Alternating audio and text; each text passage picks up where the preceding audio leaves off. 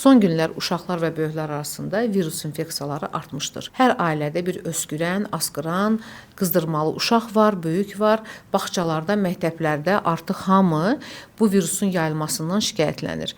Və çox vaxtı yanaşı olaraq ishal şikayəti də görülür. Təkcə ishal yox, ürək bulanma, mədə ağrısı, dispeptik əlamətlər və yanaşı olaraq ishal görülə bilər. Bunun səbəbi nə ola bilər? Bildirmək istəyirəm ki, virus infeksiyalarının özləri belə, viral infeksiyalar belə birbaşa elə bağırsaqda bu şikayətləri yarada bilərlər. İshal yarada bilər. Lakin temperatura az olanda belə, məsələn 38, 1-2 gün olanda belə analar çox vaxtı dərhal bir antibiotik terapiyasına başlayırlar.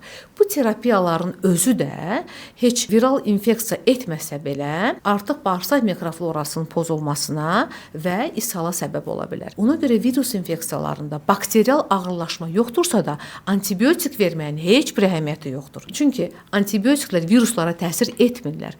Biz o zaman antibiotik istifadə edirik ki, virusun nəticəsində artıq bakterial ağırlaşma var, pnevmoniya var, plevrit var, artıq sinusit var, ciddi bir iltihabi durum var.